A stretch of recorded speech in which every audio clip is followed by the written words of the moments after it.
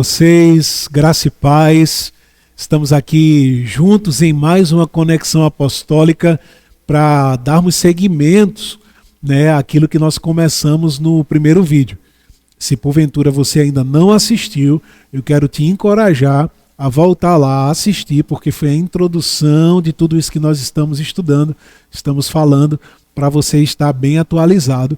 E também, se você ainda não é inscrito nesse canal, se inscreve, por favor, vamos caminhar junto, porque aí você também não fica de fora de qualquer outra atualização que a gente lançar aqui para edificação da sua vida, tá certo? Então, só recapitulando rapidamente, nós começamos a falar sobre os pilares do nosso ministério.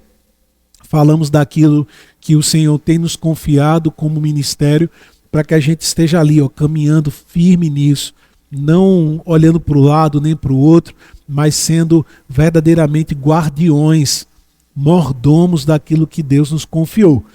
E hoje nós vamos dar ênfase a um dos pontos que tratamos, que a igreja ela não é uma empresa, mas é o corpo vivo de Cristo e governado por Ele.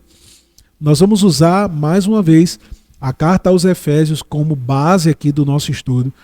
Se você ainda não leu, não deixa de ler, não deixa de estudar essa carta, ela é muito importante, porque ela carrega de fato os propósitos eternos com relação à igreja de Deus.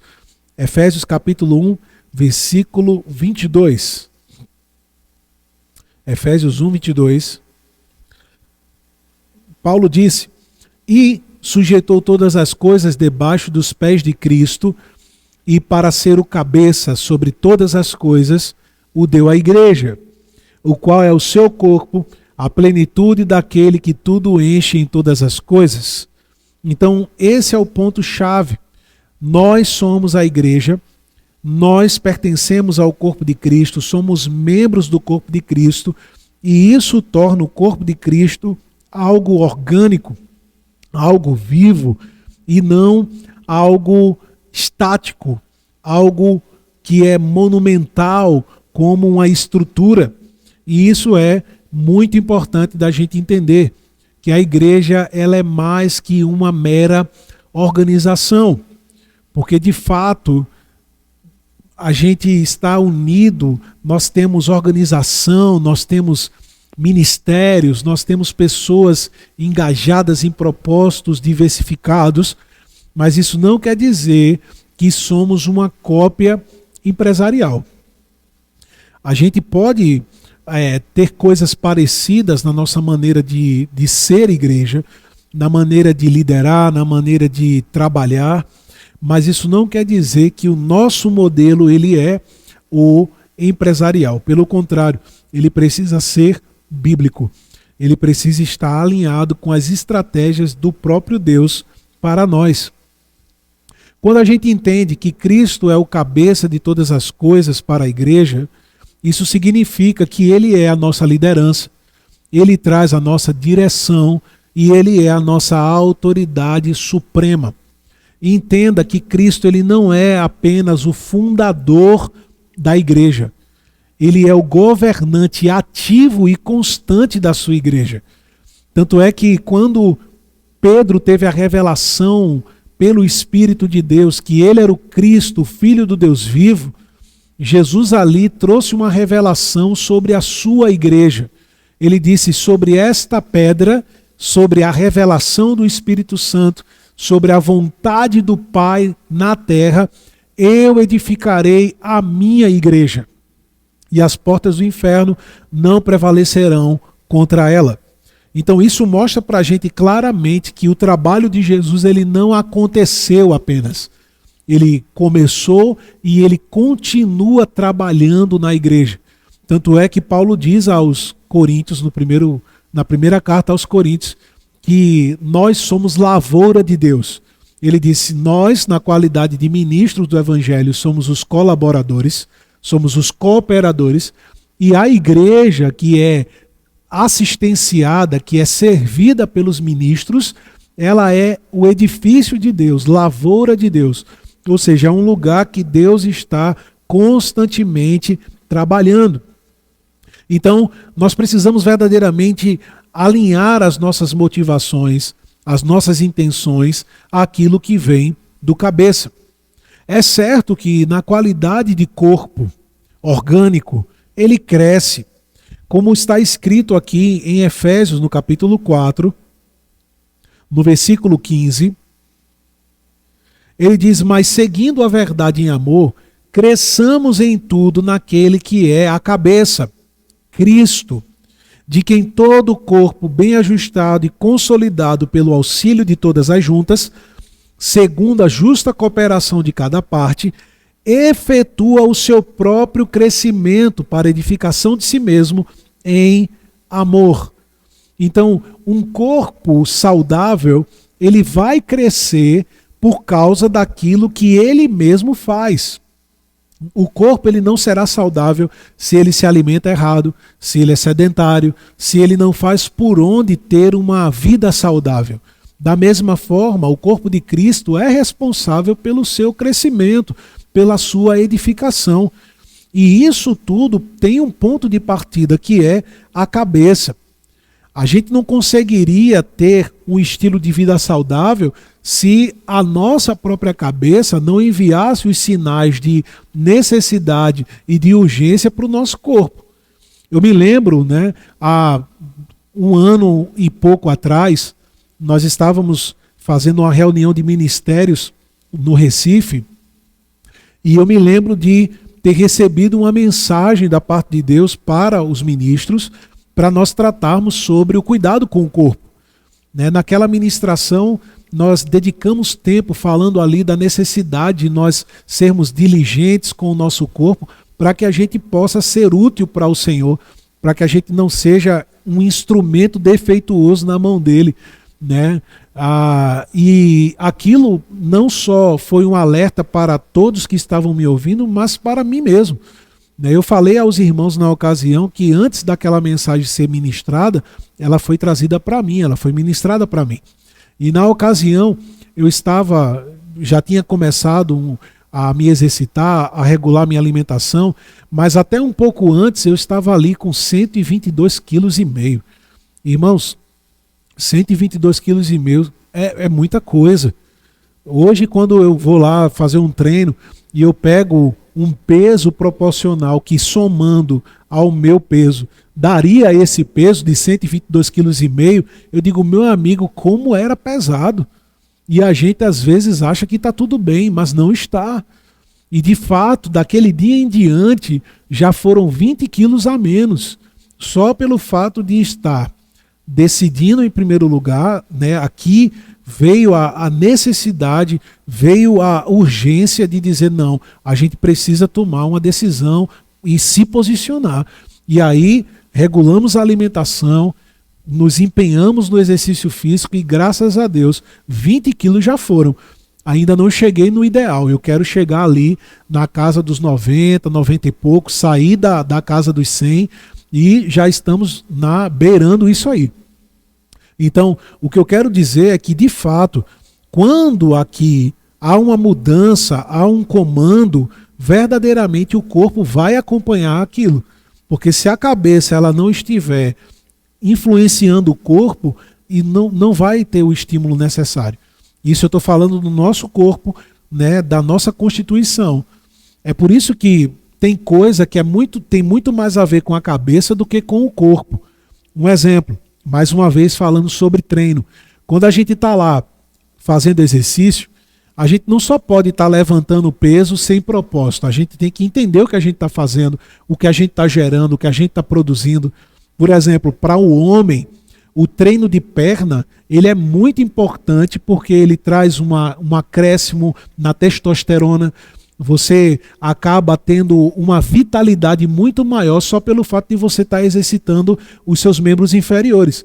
Mas é natural que muitos pulem o treino de perna, não se interessem pelo treino de perna, por primeiro não entenderem a importância e acharem aquilo desnecessário. Tem gente que acha chato, enfim.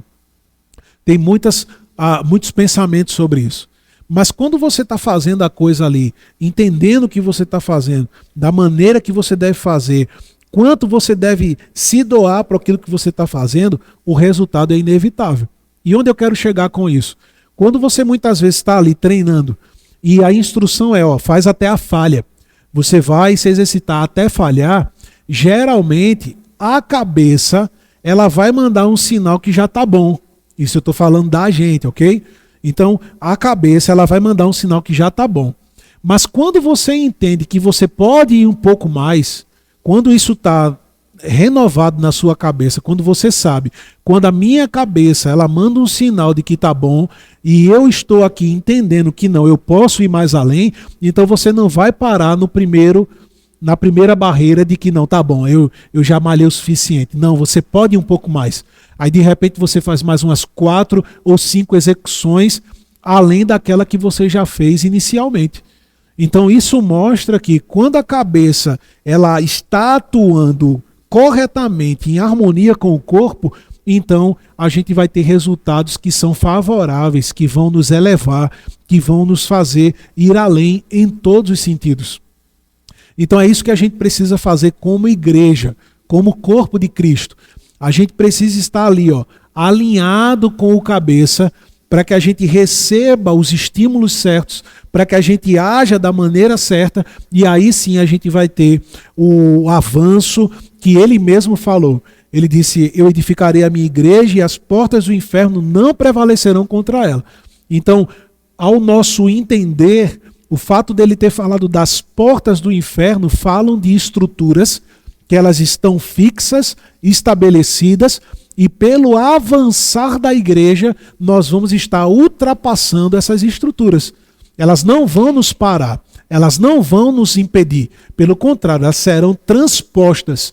Quando Jesus deu autoridade à igreja, aos discípulos, ele disse, eu dou autoridade a vocês sobre todo o poder do maligno, sobre todo o poder do maligno. E nenhum mal vos fará, nada, absolutamente nada vos fará mal algum. Então, quando Jesus fala que nós recebemos autoridade para pisar serpentes e escorpiões e sobre todo o poder do maligno, Lucas 10:19, isso dá a ideia de que verdadeiramente nós vamos passar por cima. Nós vamos prevalecer e não seremos parados, não seremos impedidos pelas obras das trevas. Então é exatamente isso que a gente precisa entender. A gente precisa se mover, a gente precisa trabalhar, a gente precisa avançar, a gente precisa crescer, mas de acordo com as instruções do cabeça. E não de acordo com ideias humanas, não de acordo com estatísticas humanas, não de acordo com até mesmo, eu poderia dizer, ideias malignas. Porque tem coisa, irmãos, que é instrução maligna, é ideia de demônio e não uma ideia meramente humana. Como você pode dizer isso? Pelo simples fato de que tem pessoas que estão trabalhando em seus contextos ministeriais para ser melhor que o vizinho. Eu já vi vários exemplos de pessoas que elas ficam sempre olhando o que um ou outro está fazendo para poder fazer melhor. Tem uma estrutura para receber crianças.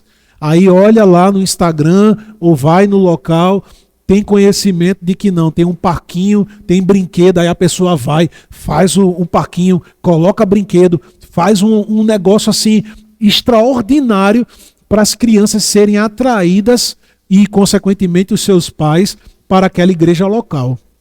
Então, esse tipo de intenção competitiva, disputa, é puramente das trevas, irmãos. Isso é carnal, isso é das trevas. Eu não posso ficar mensurando as coisas a partir de outros, me comparando a esse ponto para querer fazer melhor. Eu me lembro de homens de Deus no passado que foram até usados por Deus em avivamentos genuínos, mas que se perderam por causa disso. Pessoas que, eu vou usar um exemplo de um evangelista americano, que no domingo, antes de começar o culto, ele pegava o carro e dava uma volta na cidade para ver outras comunidades, outras igrejas locais, para ele se vangloriar de como a igreja local dele era grande, quanto o prédio estava cheio. Existiam outros que eles ficavam disputando tendas. Um comprava uma tenda para 5.000 pessoas. Aí o outro ficava sabendo e comprava uma tenda para 10.000 pessoas. E aí ficavam nessa disputa para ver quem tinha a maior tenda na cidade, no estado, na nação. Irmãos, isso é coisa do diabo. A gente não está aqui para se medir e competir uns com os outros. A gente precisa entender o que Paulo falou aqui, ó, Efésios 4,16. O corpo quem de todo o corpo, bem ajustado, consolidado pelo auxílio de todas as juntas, segundo a justa cooperação de cada parte. Ou seja, existe uma justa cooperação de cada parte. Cada parte do corpo tem uma justa cooperação. E eu não posso achar que todas as partes agirão da mesma forma, carregarão o mesmo peso. Vê só, se as minhas mãos elas têm a capacidade de pegar coisas, de segurar coisas. Por exemplo, quando eu vou ao supermercado, eu pego as sacolas com as minhas mãos. Agora imagina se os meus pés ficassem com ciúme das minhas mãos e dissessem, não, oxe, as mãos estão carregando sacola e eu não estou carregando, eu quero carregar sacola também. Aí imagina que aberração seria eu estar plantando bananeira para poder pegar as sacolas com os pés, que não tem a estrutura para isso, não tem a anatomia para isso, para simplesmente fazer porque está vendo que o outro está fazendo. Não faz sentido. Então o pé, ele precisa entender que a justa cooperação dele no corpo é sustentar, é apoiar para que aquele que tem aqui a anatomia de segurar as coisas, possa segurar com um bom apoio. E assim sucessivamente. Então a gente precisa entender essa dinâmica do corpo de Cristo, para a gente não achar que de alguma forma a gente tem que fazer o que todo mundo está fazendo, ou como todo mundo está fazendo, ou porque todo mundo está fazendo. A gente não pode ser movido por isso, a gente tem que ser movido pela visão do cabeça. É por isso que, mais uma vez eu digo, o cabeça é Cristo, o visionário é Cristo. Ele que nos dá a visão, Ele é que nos mostra o caminho que devemos andar, Ele é que dita como nós devemos trabalhar. Isso não vem de nós mesmos, isso vem de Jesus. E a nossa oração de consagração constantemente é: Senhor, livra-nos daquilo que não está alinhado com a Tua vontade. Senhor, afasta de nós métodos, ações, até mesmo pessoas que não querem satisfazer a Tua vontade. Livra-nos de todo o mal. Nós queremos ser fiéis e fiéis até o fim. Amém? E para a gente caminhar para o final, eu quero ver com vocês aqui algumas aplicações sobre como vivemos como corpo governamental por Cristo. Primeiro, ouvir a voz do cabeça. Priorizar a vida de oração. A gente precisa ter uma cultura de oração forte. A gente não pode orar por conveniência, a gente tem que orar por necessidade. A oração tem que ser a nossa respiração. Sem oração, a gente não faz nada, a gente não vive como corpo, porque a gente precisa orar, a gente precisa investir tempo, oração em línguas, oração com entendimento, para que a gente esteja sensível à voz do Espírito Santo. Consequentemente, a gente precisa ter intimidade com a palavra. A gente precisa estudar a palavra. Eu tenho sempre dito, em todo contexto que eu tenho andado, você não pode só ler a Bíblia, você tem que estudar a palavra. Você tem que investir tempo, abrir a tua Bíblia, pegar outras versões, se munir de concordâncias, de dicionários, de ferramentas que vão te ajudar a sair da superficialidade e entrar num nível mais profundo em Deus. Porque de fato tudo já está disponível para nós, não tem nada a ser desvendado. Agora é claro que é a nossa busca que vai abrindo novas comportas de revelação na nossa vida. Isso é uma questão nossa, não de Deus. O que Deus tinha de fazer, ele já fez. Inclusive, eu me lembrei agora de um texto que está em Provérbios, capítulo 25, versículo 2. E eu me lembro também do exemplo de um homem de Deus que falou sobre isso. Ele disse: Senhor, por que muitas vezes as coisas parecem ser tão burocráticas? O Senhor, por exemplo, chegou para o profeta e disse: desce à casa do oleiro que lá falarei contigo. Se o Senhor já estava falando com ele, por que o Senhor já não adiantou o que estava falando antes e mandou ele ir para outro lugar para falar com ele lá? O Senhor às vezes faz umas coisas que parece que são um pouco burocráticas. Mas na verdade, irmãos, é porque Deus está mais interessado em quem nós estamos nos tornando do que simplesmente nós fazermos qualquer coisa. Deus não só quer que a gente leia a Bíblia e pronto. Deus não só quer que a gente faça isso ou aquilo e pronto. Não, Ele quer que a gente amadureça. E para amadurecer, muitas vezes, você vai ter que empenhar disciplina, você vai ter que empenhar motivações certas, você vai ter que se dispor, vai ter que reservar tempo, se disciplinar mesmo no âmbito geral. E nesse texto de Provérbios 25, ele diz assim no versículo 2: é direito de Deus ocultar certas coisas.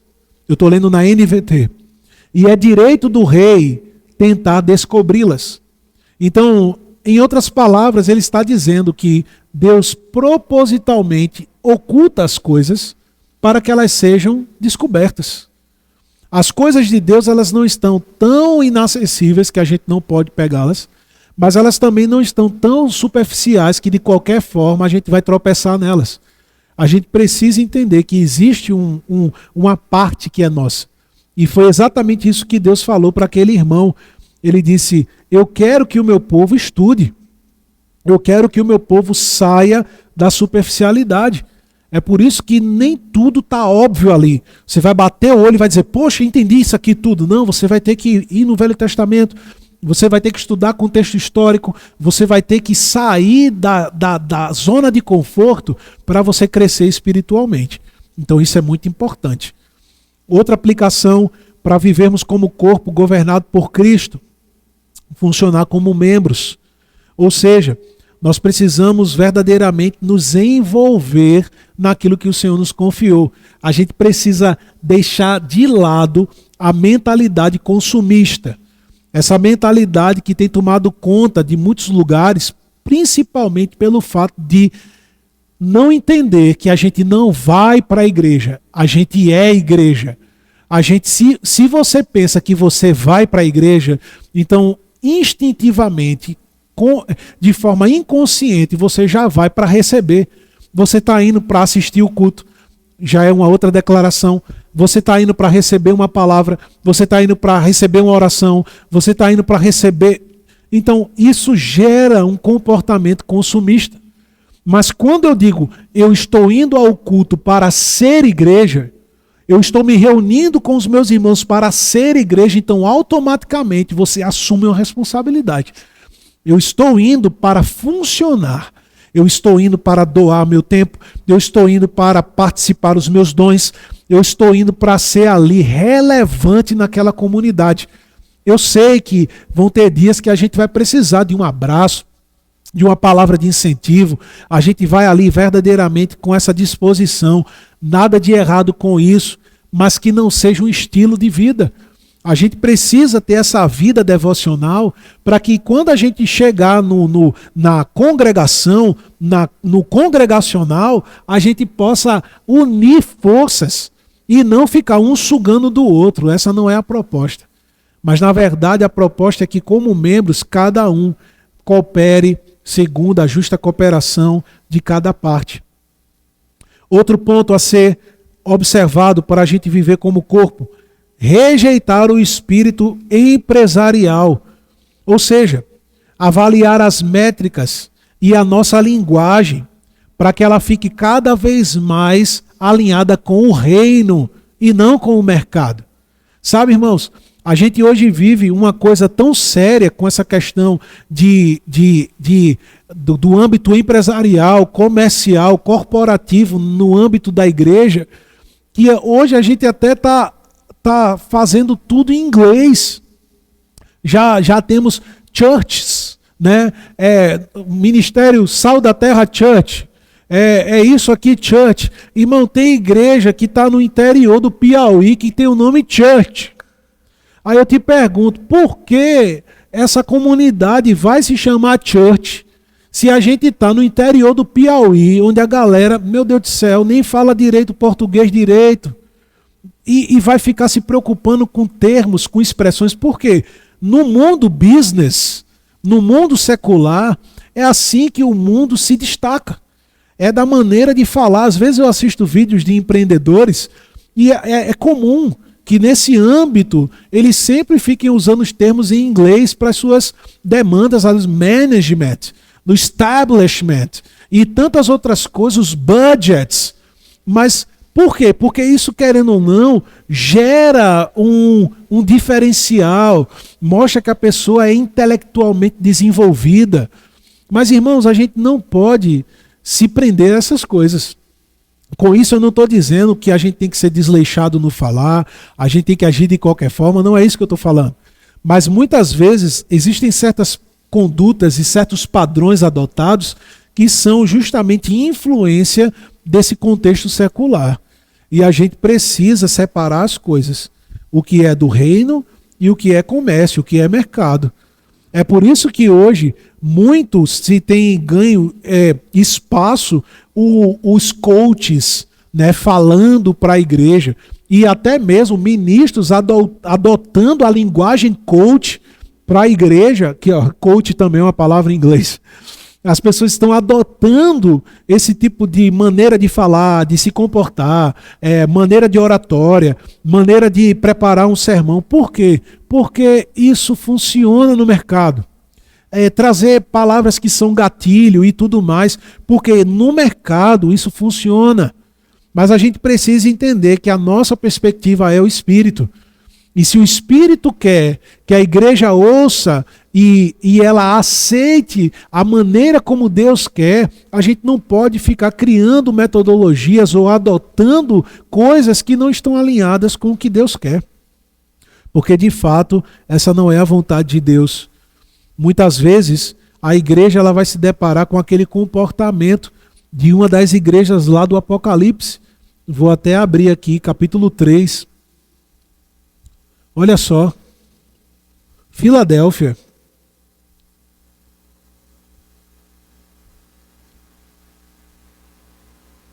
Laodiceia, pelo contrário, Laodiceia. Olha só, versículo 16 do capítulo 3. Assim, porque você é morno e não é nem quente nem frio, estou a ponto de vomitá-lo da minha boca. Você diz, sou rico, estou bem de vida e não preciso de nada. Ou seja, é um parecer de uma igreja que ela poderia ter muitas posses, muita influência naturalmente falando, está satisfeita no estado que chegou. Mas Jesus olha para ela e diz, mas você não sabe que é infeliz, miserável, pobre, cego e nu.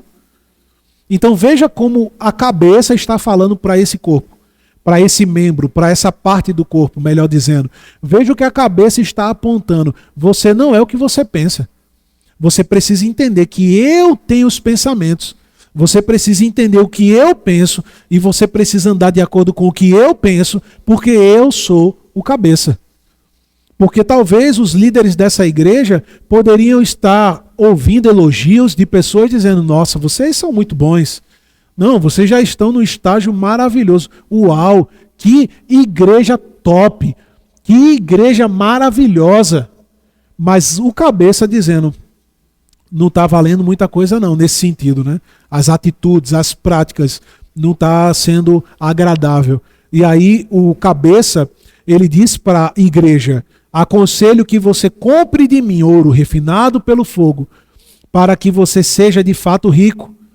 Compre vestes brancas para se vestir, a fim de que a vergonha de sua nudez não fique evidente, e o colírio para ungir os olhos, a fim de que você possa ver.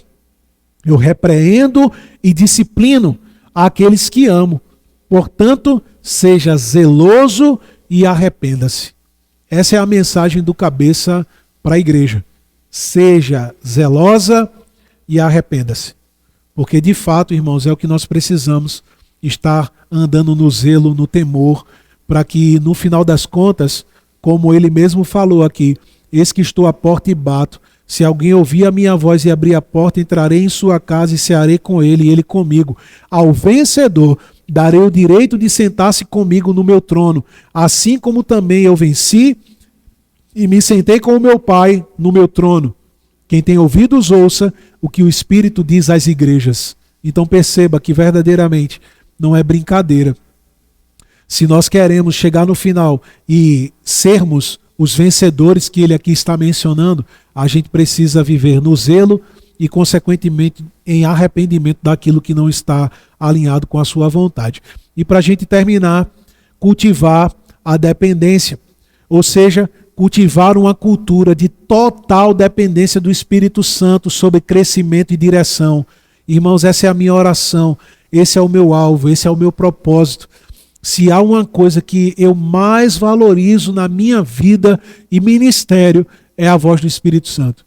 Então, sem ele a gente não avança, sem ele a gente não faz nada, sem ele a gente não prospera, sem ele a gente não tem livramento, sem ele a gente não alcança, sem ele não é possível. E a gente precisa realmente acreditar nisso. Como Jesus mesmo terminou falando em João 15,5, sem mim, nada vocês podem fazer.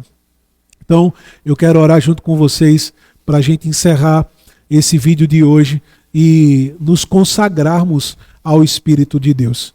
Pai, em nome de Jesus, eu oro para que, mais uma vez, essa mensagem ela caia com recepção, com humildade em cada coração e que os meus irmãos desfrutem da bênção do cabeça que é Cristo, para que o teu nome seja glorificado, para que Satanás seja afastado, repreendido, que ele não tenha espaço no nosso meio, que de fato todas as brechas sejam tapadas e que o teu nome seja honrado e nós venhamos a desfrutar da bênção que há na unidade do corpo.